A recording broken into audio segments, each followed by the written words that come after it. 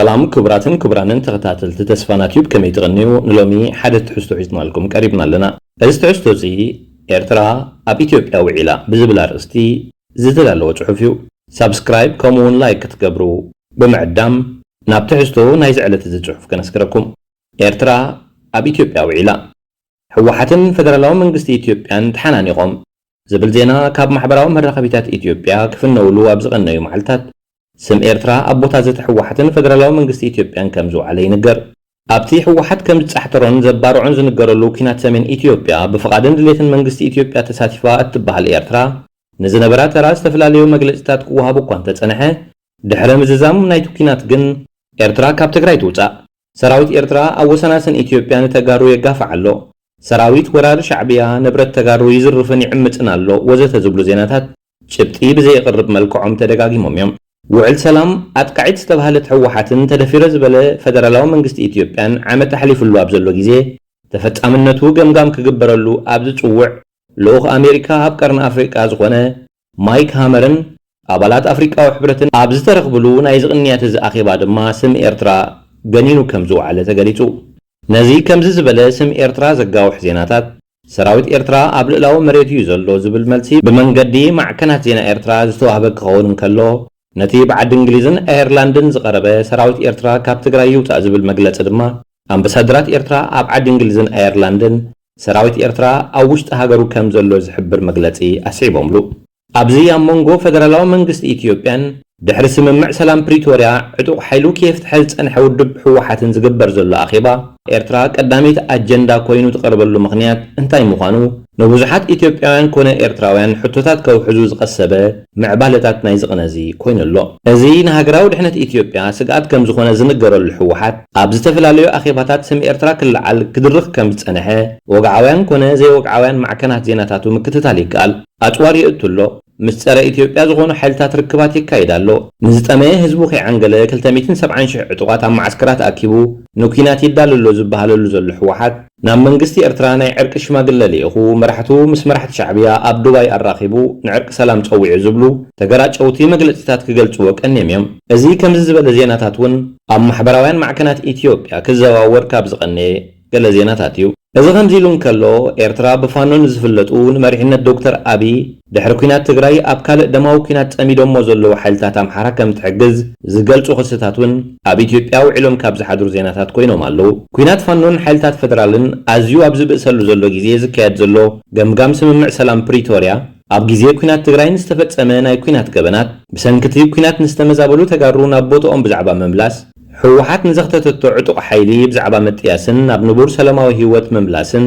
ዝተፈጸመ ጉድለት ዳግማይ ከይድገም ባይታ ምንጻፍን ዝብሉ ትስምምዕ ዘጠቓልሎም ነጥብታት ንምዝታይ ዝዓለመ እኳ እንተኾነ ምስ ምምላስ ተመዛበልቲ ተኣሳሲሩ ጉዳይ ራያን ወልቃይትን ናይ ኢትዮጵያ ከምኡውን ጉዳይ ባድመ ናይ ኤርትራ መልዓሉ ከም ዘይተረፈ እዚ ጉዳይ ድማ ንተዛተይቲ ወገናት ኣብ ክርክር ከም ዘእተወ ተገሊጹ ኣቐዲሙ ብትግራዋይ ሚኒስተር ምክልኻል ኢትዮጵያ ዝኾነ ዶክተር አብርሃም በላይ ኤርትራ ካበይ ናይ ክፋላት ኢትዮጵያ ከም ዘይወፀት እተጻሪ ናይ ፌደራላዊ መንግስትን ሕወሓት ዝመርሖ ግዚያዊ ክልላዊ ምምሕዳር ትግራይን ኣባላት ዘጠቓለለት ኮሚቴ ቆይማ መጽናዕት ከም ጀመረት ገሊጹ እኳ እንተነበረ ውፅኢት ናይቲ ምፅራይ ከይተገልጸ ግን ኤርትራ ኣብ ኣኼባ ውድብ ሕወሓትን ሰልፊ ብልጽግናን ቀዳሜት ኣጀንዳ ኮይና ከም ዝውዓለት ይግለጽ ኣሎ እቲ በብዙሓት ኢትዮጵያውያን ናይ ዘርኢ ፖለቲካ ዝኽተል ሕገ መንግስቲ ብምትካል ንኢትዮጵያን ኣብ ምትፍናንን ምንቋትን ከምዚ ሸመማ ዝንገረሉ ሕወሓት ሕጂ እውን ንህላዊ ኢትዮጵያ ሓደገኛ ምዃኑ ብዙሓት ኣቕረብቲ ትሕዝቶ ማሕበራዊ ሚድያ ይገልጹ ኣለዉ ወታደራት ኤርትራ ካብ ኢትዮጵያ ኣይወፁን ዝብል ክሲ ድማ ብምስምስ ንዘየጣየሶም ዕጡቓት ሓይልታቱ ሒዝዎም ብምጽናሕ ከም መጣልዒ ንኽጥቀመሎም ዓሊሙ ምዃኑ ይገልጹ ኣብዚ ህዝቢ ትግራይ ኣብ ከቢድ ናይ ጥሜት ኩነታት ወዲቑ ከም ዘሎ ዝንገረሉ ግዜ ሕወሓት ኣስታት 270,000 ዝኣኽሉ ዕጡቓት ኣብ ማዓስከራት ከዚኑ ኣብ ልኡላዊ መሬቱን ዘሎ ሰራዊት ኤርትራ ምጥቃኑ ናይ ሽርሒ ፖለቲክኡ ንምቕጻል ይፍትን ከም ዘሎ ይሕብሩ ብሄራውነት ኮስኪሱ ዝዕበየ ጽልእን ናይ ሓሶት ትረኻን ዘነዝሐ ሓድሕዳዊ ግጭት ዘጫጭሐ ኣብ ዝተፈላለዩ ኩርናዓት ኢትዮጵያ ከም ተፈንጀርቲ ቦምባታት ዝጥቀሱ ሽግራት ዘብቆለ ን27 ዓመታት ዝኣክል ሃይማኖትን ስነ ምግባርን ዘይብሎም ሓለፍቲ ብምሻም ትካላት ኢትዮጵያ ንኢትዮጵያ ብዝጸልኡ ተጋሩ ዝመልአ ተባሂሉ ዝግለጽ ሕወሓት ምስ ፌደራል መንግስቲ ዝገብሮ ዘሎ ንኣተገባብራ ውዕል ሰላም ፕሪቶሪያ ዝምልከት ዘተ መግዝኢ ግዜ ዳ እምበር ናብ ሰላማዊ ምዕራፍ ዘምርሕ ከም ዘይኮነ ብዙሓት ሰባት ጥርጣረታቶም የቕርቡ ኣብ ከምዚኦም ዝበሉ ኣኼባታት ኤርትራ ትለዓለሉ ምኽንያት ድማ ነቲ ዘሎ ሽግር ዘጋንን ምስሊ ንምትሓዙ ዝዓለመ ምዃኑ ብዙሓት ይሕብሩ። እዚ ኣብ 4 ሕዳር 2020 ፈደራላዊ መንግስቲ ኢትዮጵያ ጥቂዑ ኩናት ቅድሚ ምኽፋቱ ሓደ መዓልቲ ትግራይ ጆኖሳይድ ዝብል ወፍሪ ዘካይዱ ኣሽሓት ዲያስፖራ ተጋሩ ከም ዘዋፈረ ዝነገረሉ ሕወሓት ምፅራይ ገበን ኩናት ንኽካየድ ዘቕረቦ ጥርዓን ተግባራውነቱ ክወሓዝ ስለ ዘይተኻእለ ብውድብ ሕቡራት ሃገራት ቆይሙ ዝነበረ መርማሪ ኣካል ስርሑ ድሕሪ ምቁራፁ ዘልዕሎን ዘንብሮን ከም ዝጠፍኦ ይነገር። መንግስቲ ኢትዮጵያ ንውሽጣዊ ዘቤታዊ ጉዳያቱ ባዕሉ ክሕዞን ተፈጺሙ ንዝበሃል ገበናት ኩናት ድማ ባዕሉ ከጻርዮን ከም ዝኾነ ድሕሪ ምምጓት እዩ ቤት ምኽሪ ሰብኣዊ መሰላት ሕቡራት ሃገራት ነቲ ኣበጊስዎ ዝነበረ መርማሪ ኣካል ከም ዝብተን ገይርዎ። እታ ጭብጢ ብዘይብሉን ተገራጫዊ መልክዕን ዘሪፋ፣ ዓሚፃ፣ ወሪራ፣ ኣጽኒታ ወዘተ ዝተባህለት ኤርትራ በቲ ንኩናት ዓዲምዋን ኣብ ትግራይ ብምእታው ንጸላኢኣ ክትቀጽዕ ኣፍቂዱላን ዝበሃል መንግስቲ ኢትዮጵያ ትሕትተሉ መንገዲ ስለ ዘይተረኣዮ ድማ ሕወሓት ብኣሜሪካዊ ልኡኽ ማይክ ሃመር ኣብ ዝካየድን ዝዝወርን ኣኼባ ስም ኤርትራ ዝያዳ ከም ዝደምቕ ይገብር ከም ዘሎ ይነገር። ኣብዛ ታሪኽ ህቡባት ኤርትራውያን፣ ታሪኽ ዝተበደሉ ብዙሓት ኤርትራውያን ስደተኛታት፣ ታሪኽ ንሕወሓት ዝፈጠረን ስልጣን ዝትሓዘን ህዝቢ ኤርትራ፣ ታሪኽ ናይቶም ንኢትዮጵያ ኣብ ሕብረት ኣፍሪቃን ውድብ ሕቡራት ሃገራትን ቦታን ስምን ዝፈጠሩላ ምሁራት ኤርትራውያን፣ ታሪኽ ናይቶም ንኢጣልያዊ መግዛእቲ ተቃዊሞም ጅግንነት ብምስራሕ ኣርኣያ ጅግንነትን ባህጊ ሓርነትን ዝኾኑ ኤርትራውያን፣ ታሪኽ ናይቶም ንሰናይ ጉርብትና መስዋእቲ ዝኸፈሉ ኤርትራውያን ተቓለስቲ ወዘተ ብሕማቕ ዝግለጸላ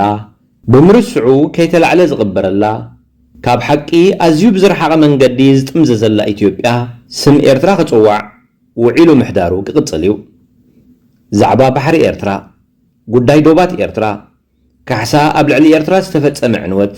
ካሕሳ ናይቶም ሃብቶም ተዘሚቶም ካብ ኢትዮጵያ ዝተባረሩን ካብ ዶባት ዝተመዛበሉን ኤርትራውያን፣ መእረምታ ዝተጓዕፀፀን ዝተሰርቀን ታሪኽ ኤርትራ ወዘተ ክሳብ ዘይተረኽበ ስም ኤርትራ ኣብ ኢትዮጵያ ብሕማቕ መንገዱ ውዒሉ ክሓድር እዩ። ኤርትራ ኣብ መጻሕፍቶም፣ ደርፍታቶም፣ ኣሳእሎም፣ ኣብያተ ትምህርቶም፣ መናድቕ ገዝኦም፣ ኣብያተ መዘክሮም ወዘተ ክሳብ ዝሃለወት ኣብ ኢትዮጵያ ውዒላ ክትሓድር እያ። ኣብ ጓል መንገድን ኣብ ሓደገኛ ሓሸውየን ዘሎ ኤርትራዊ ካብ ዘለዎ መንገዲ ክሳብ ዘይተኣልየን መንገዲ ክሳብ ዘይቀየረን ከምኡውን ንሓሶት ብሓቂ ክሳብ ዘይሰዓረን ድማ ኤርትራ ከም ማይክ ሃመር ዝበሉ ኣብ ዝዝውርዎ ኾነ ከም ጌታቸው ዝኣመሰሉ ኣብ ዝበብእሉ ኣኼባታት ክትለዓል ክትነብር እያ። ኤርትራ ኣብ ኢትዮጵያ ውዒላ። ዝኸበርኩም ተኸታተልቲ ተስፋና ቲዩብ እዚ ኤርትራ ኣብ ኢትዮጵያ ውዒላ ብዝብል ኣርእስቲ ንሕጂ ዘዳለናዮ ጽሑፍ ኣብዚ ተዛዚሙሎ። ኣብ ዝቕጽል ብኻልእ ትሕዝቶ ክንመጸኩም ኢና። ሳብስክራይብ ከምኡውን ላይክ ክትገብሩ ንዕድመኩም። ኣብ ዝቕጽል ብኻልእ ትሕዝቶ ክሳብ ንራኸብ ሰላም ወሰናይ ኣብ ዘለኹምሞ ይሰኒኹም ወዳሕንኩም።